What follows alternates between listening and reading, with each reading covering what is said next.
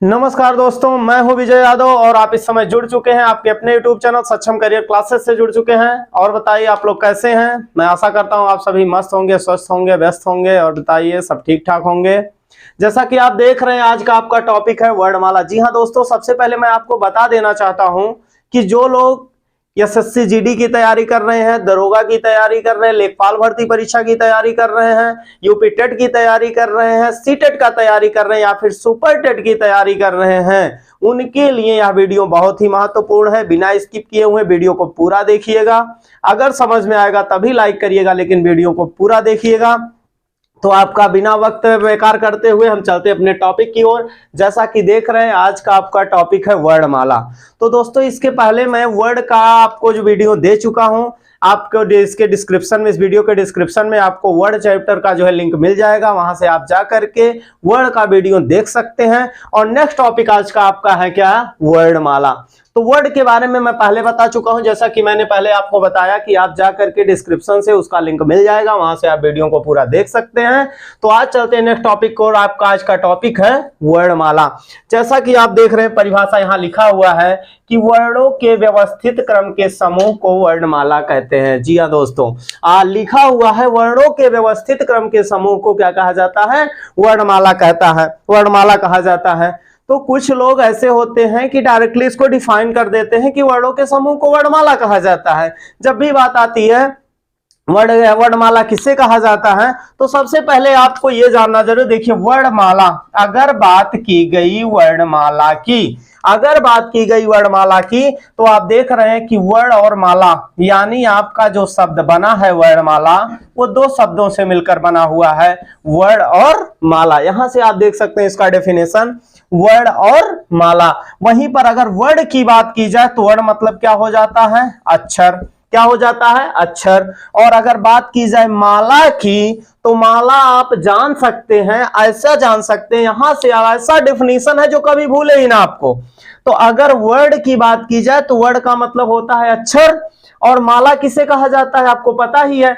तो माला उसे कहा जाता है, जैसे सपोज दैट आपके पास कोई माला है, तो उसमें क्या होता है, जो भी नग होते हैं, या मान लिया फूलों की माला, मैंने बात कर लिया फूलों की माला की बात किया जाए, इस तरह से बन गया माला। अब माला कब बनेगा फूलों का, जब यानी इसमें ऐसे ऐसे फूल लगे रहेंगे, तभी तो फूलों का माला बनेगा। सपोज दैट मैंने मान लिया माला है और ये फूलों का माला है, तो जब इसमें इस तरह से ढेर सारे फूल लगे रहेंगे तब तो माला आपका बनने वाला है, तभी बनेगा ना। तो ये माला बन गया। अब माला बना, माला कैसा बना, फूलों का। अब जो फूलों का माला बना तो उसमें फूलों की संख्या एक से अधिक है कि नहीं है, है कि नहीं है ना, यानी फूलों की संख्या उस माला में एक से अधिक है। और जब फूलों की संख्या इस माला में अधिक है तो फूलों का समूह है कि नहीं है ना। तो हम अगर वर्ड को अक्षर बोल सकते हैं तो माला को समूह बोल सकते हैं कि नहीं बोल सकते हैं, बोल सकते हैं ना। क्योंकि माला में चाहे वह फूलों का माला हो चाहे वह नग का माला हो, अगर नग का माला है तो उसमें नग का समूह रहेगा, और अगर फूलों का माला है तो फूलों का समूह रहेगा। अर्थात माला शब्द हम समूह के लिए प्रयोग करते हैं कि नहीं करते, करते हैं ना। तो वर्ण मतलब अक्षर हो गया, माला मतलब क्या हो गया, समूह हो गया। यानी अक्षरों का समूह ही क्या कहलाता है, वर्णमाला कहलाता है। अक्षरों का समूह ही क्या कहलाता है, वर्णमाला कहलाता है। Clear, definition clear.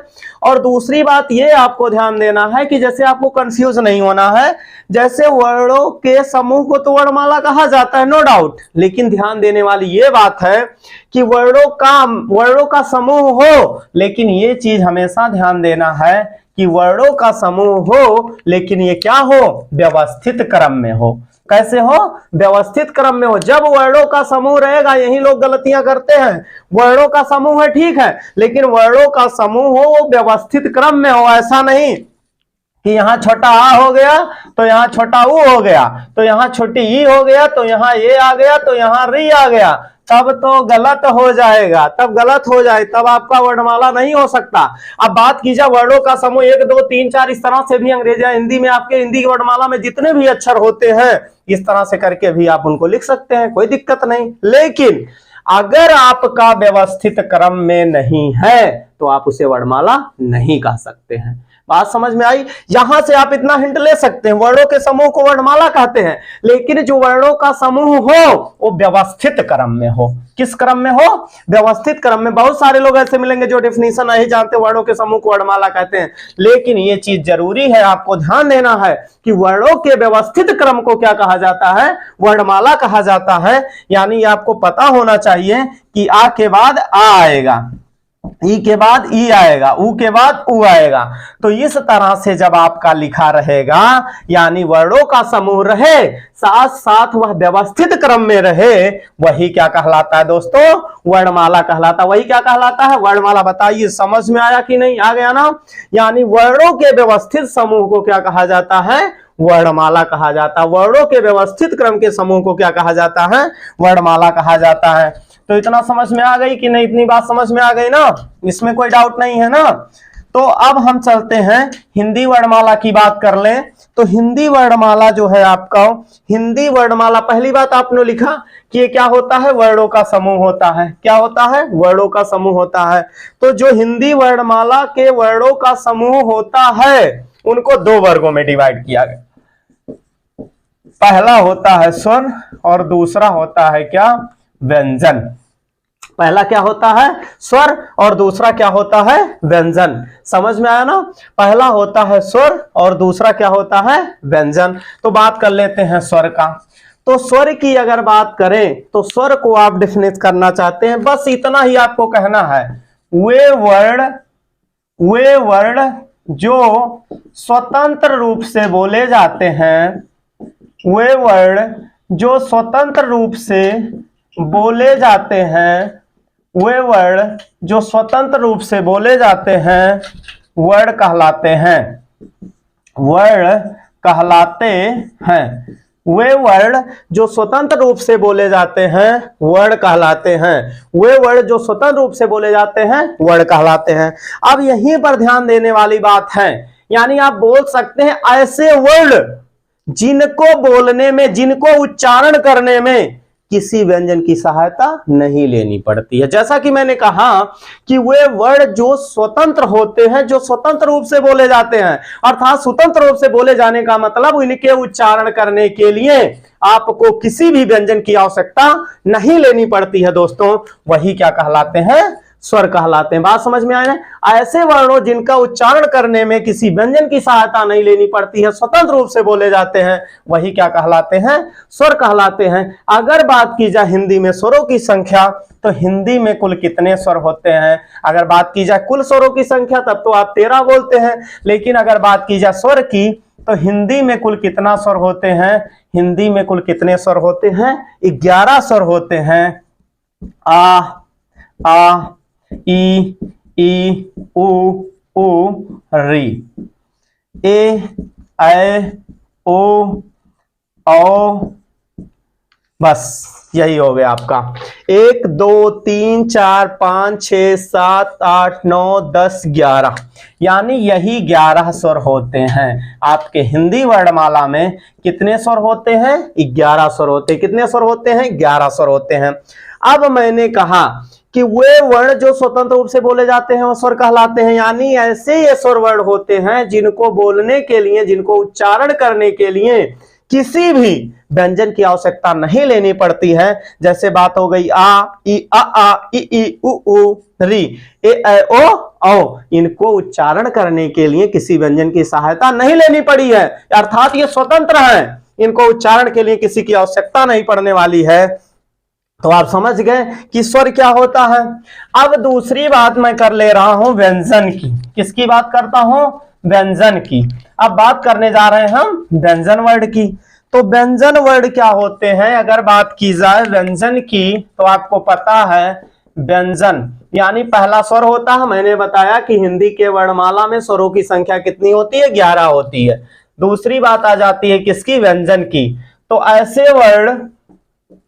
ऐसे वर्ण जो स्वरों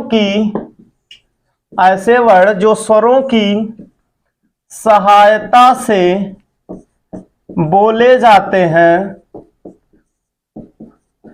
ऐसे वर्ण जो स्वरों की सहायता से बोले जाते हैं, व्यंजन कहलाते हैं। ऐसे वर्ण जो स्वरों की सहायता से बोले जाते हैं वे क्या कहलाते हैं? व्यंजन कहलाते हैं। ऐसे वर्ण जो स्वरों की सहायता से बोले जाते हैं क्या कहलाते हैं? व्यंजन कहलाते हैं। और आपको पता है क, ख, ग, घ, अंग, च, छ, ज, झ, ञ, ट, ठ, ड, ढ, ण, त, थ, द, ध, न, प, फ, ब, भ, म, य, र, ल, व, बड़ा सा, उधन्नी सा, छोटा सा, आ, छ, त्र, ज्ञ। ये आपके क्या होते हैं? व्यंजन होते हैं। यानी जब बात आ गई व्यंजन की तो मैंने बताया कि ऐसे वर्ण जो स्वरों की सहायता से बोले जाते हैं व्यंजन कहलाते हैं। अर्थात ऐसे वर्ण जो बिना व्यंजन के, जो बिना स्वर के बोले ही ना जा सके। यानी ऐसे वर्ण जो बिना स्वर की सहायता से बोले ही ना जा सके वही क्या कहलाते हैं? व्यंजन कहलाते हैं। यानी अगर बात की जाए व्यंजन की तो आपने देखा का 1 2 3 4 5 6 7 8 9 10 11 12 13 14 15 16 17 18 19 20 21 22 23 24 25 26 27 28 29 30 31 32 33 34 35 36। यानी अगर बात की जाए व्यंजनों की संख्या की तो हिंदी के वर्णमाला में कुल व्यंजनों की संख्या कितनी होती है? 36 होती है। कितनी होती है? 36 होती है।